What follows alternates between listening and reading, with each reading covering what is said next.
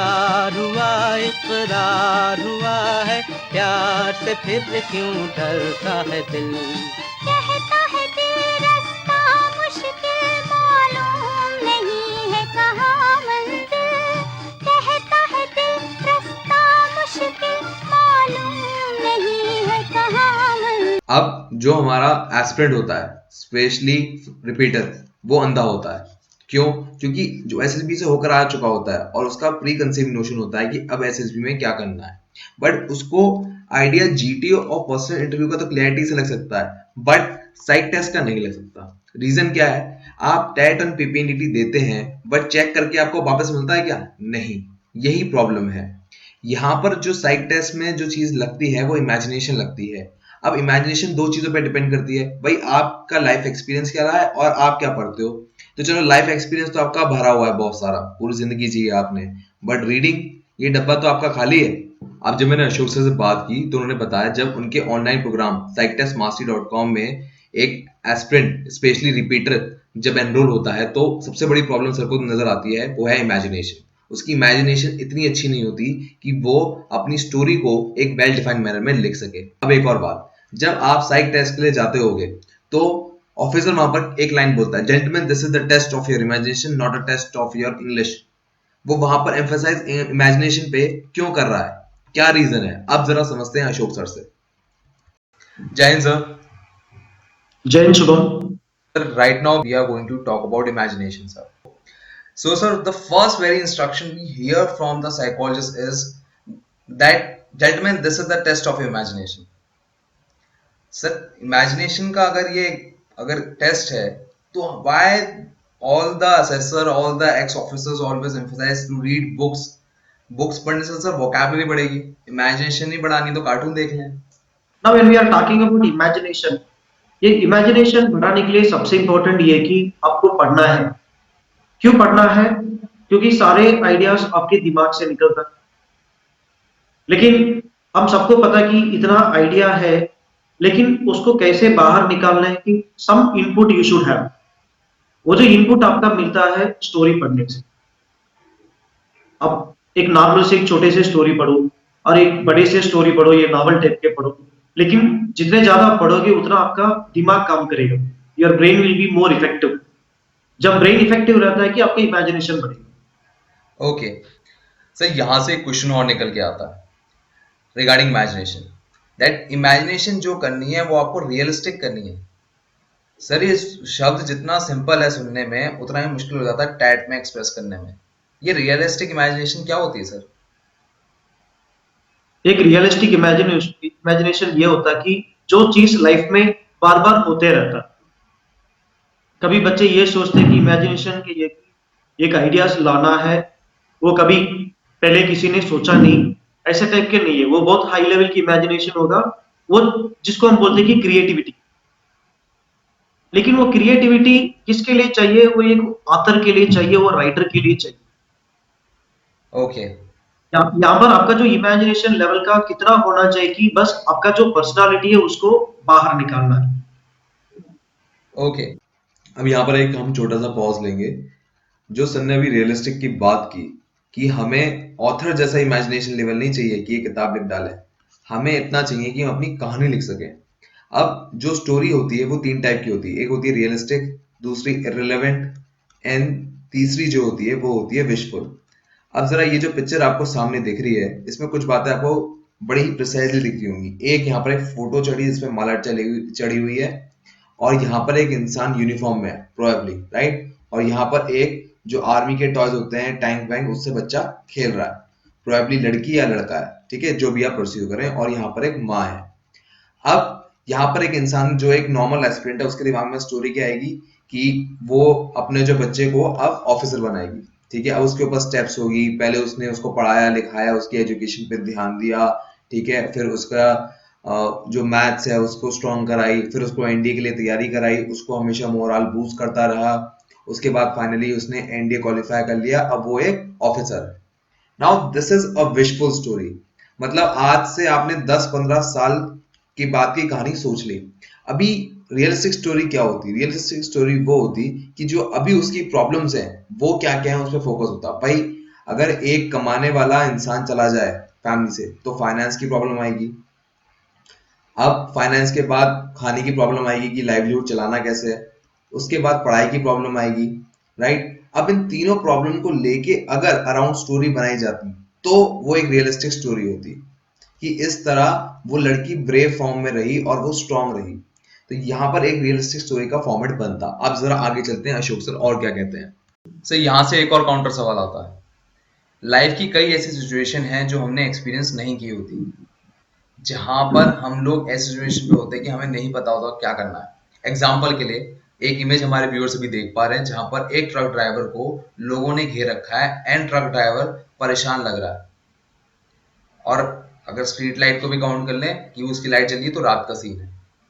तो अब यहाँ पर तो nobody have ever been faced by this truck driver situation, I'm sure, शायद ही कोई एक होगा।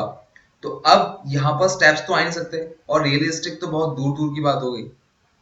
अगर इस फोटो को कोई इंसान बहुत ज्यादा ध्यान से देख रहा है और ज्यादा टाइम स्पेंड कर ले तो आई एम श्योर नेगेटिविटी की तरफ ज्यादा पहुंच जाएगा कि लोगों से मारने के लिए आ रहा है या मार देंगे। So how to deal with this?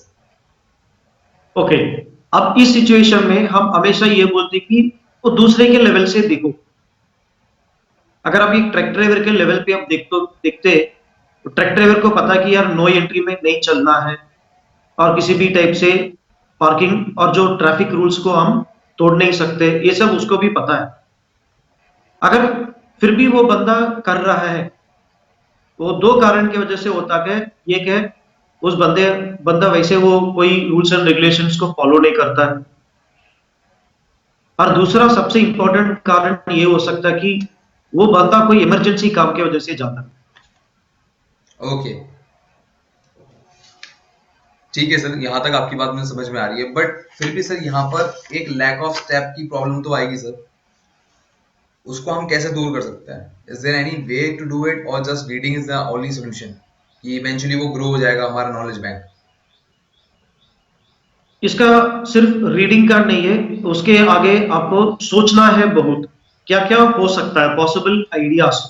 जब हम टीएटी के प्रिपरेशन के ऊपर बच्चे बोलते कि सर एक अच्छे से स्टोरी कैसे बनाएंगे हम, तो मैं उनका सबसे इंपॉर्टेंट ये बोलता है कि पहले आप इमेज को एनालाइज करो और उसके बाद जाके आइडियाज लिख दो। पहले आप सीधे सीधे स्टोरी मत लिखना, पहले आइडियाज सोचो। आपको लगता है कि सर एक इमेज के ऊपर 4 आइडियाज निकल रहा है, सारे आइडियाज लिखो पहले और उसके ऊपर हर आइडिया के ऊपर एक स्टोरी बना लो। फिर देखो कौन सा टाइप की स्टोरीज बेटर बनता है, बेटर एक्शंस के साथ। ठीक है सर, मैं आपका यहाँ पर एक्सपीरियंस भोपाल बोर्ड का, डीआईपीआर का प्लस एक्टर्स मास्टरी का, तीनों का एक्स्ट्रा लेना चाह रहा हूँ कि जब आप इमेजिनेशन की बात कर रहे हैं तो आपने लिमिटेशन भी देखी होगी एस्पिरेंट्स के उसमें, तो वो लिमिटेशंस क्या देखी हैं आपने, कहाँ जाके नॉर्मली अटक जाते हैं वो? लिमिटेशन सबसे बड़ा ये है, कहीं से कुछ पढ़ के आते हैं और उसको स्टोरी में लाने की कोशिश करते हैं। ओके, प्री कंसीव्ड आइडियाज हम बोलते हैं जी। कहीं किसी ने बोला कि यार ऐसे इमेज आएगा तो ऐसे लिखो, तो ऐसे टाइप का प्रॉब्लम कई सारे बच्चे के पास होता है।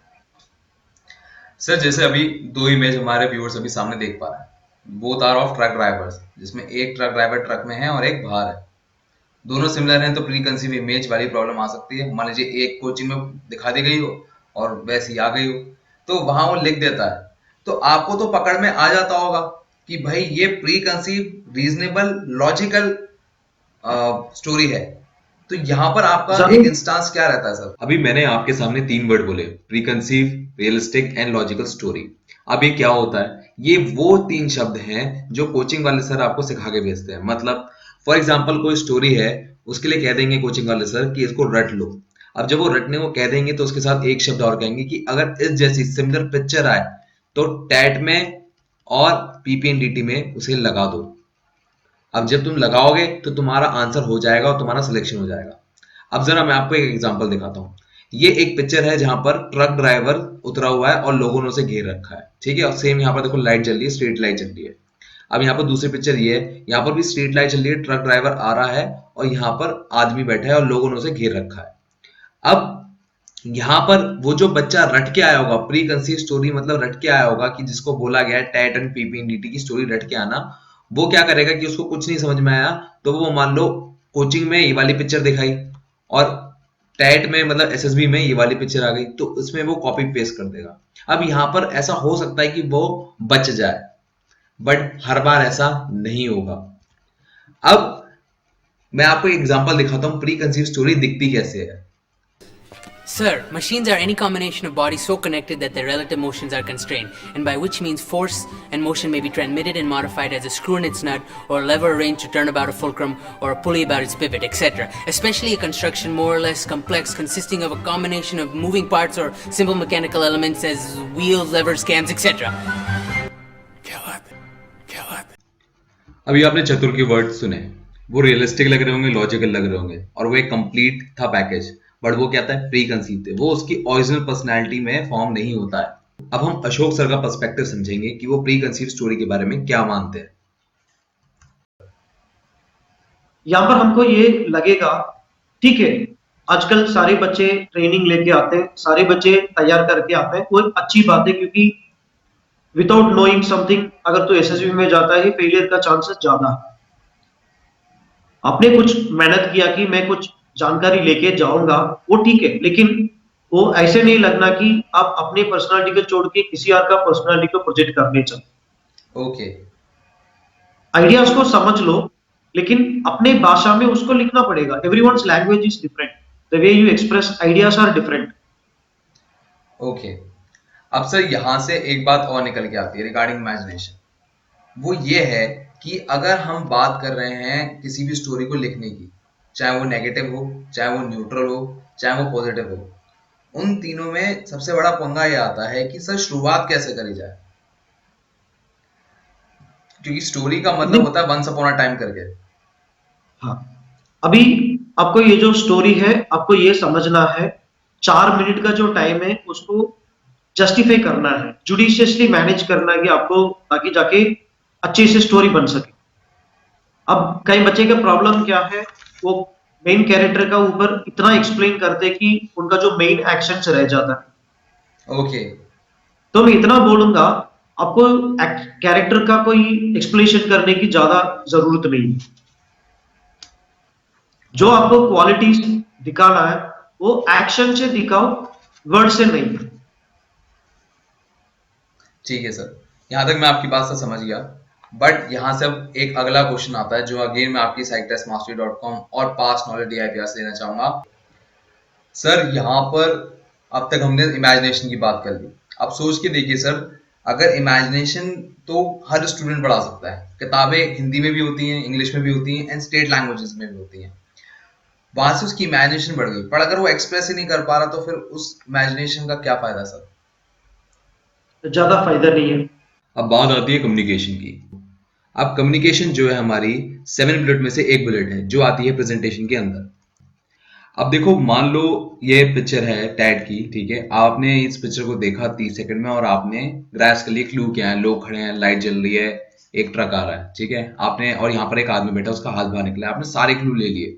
उसके बाद इमेजिनेशन यूज करके अपने दिमाग में स्टोरी भी बना ली, बट आप लिख नहीं पाओगे। क्यों? क्योंकि medium of arm forces English है, और आप में से कई लोगों को अपनी जो स्टेट लैंग्वेज होती है, जो आपकी मदर टंग होती है, फॉर एग्जांपल हिंदी है, उससे कन्वर्ट करने में इंग्लिश में दिक्कत आती है। अब इसका क्या इलाज है? अब इसके बाद हम बात करेंगे एक स्टेटमेंट पे, वो ये है। अब ये स्टेटमेंट क्या है? ये स्टेटमेंट ये कहती है, gentleman, this is the test of your imagination, not a test of your English. ये जो स्टेटमेंट है, साइकोलॉजिस्ट कहता है बिफोर टैट एंड पीपीएनटी। आपको याद आ गया होगा, मैंने वीडियो की शुरुआत में कहा था। अब ये अगर इंग्लिश का टेस्ट नहीं है तो क्या आप ग्रामर की गलती कर सकते हो? क्या आप स्पेलिंग की गलती कर सकते हो? और आपकी हैंडराइटिंग की कितनी वैल्यू है? कुछ लोगों से आपने सुना भी होगा कि भाई जैसा आपका अपीयरेंस है वैसे ही आप हो। तो यहाँ पर इंग्लिश की वैल्यू क्या है ये हम समझेंगे, और इस बारे में बात करेंगे 19 फेब रात को 8 बजे। आज हमने इमेजिनेशन के बारे में बात की। अगर आपका पावर ऑफ ग्रास्पिंग रह चुका है तो इसका लिंक आपको डिस्क्रिप्शन बॉक्स में मिल जाएगा। आपको इनमें से 7 बुलेट में से कोई सी भी एक भी बुलेट मिस नहीं करनी है। अगर आपने मिस की तो हो सकता है आपका हाल देवदास जैसा हो जाए। यकीन नहीं आता तो ये देखो। चलो एक बार फिर से अजनबी बन जाए हम दोनों, चलो एक बार फिर से अजनबी बन जाए हम दोनों। मैं उनको रोज सोचता हूँ, मैं उनको रोज सोचता हूँ, वो है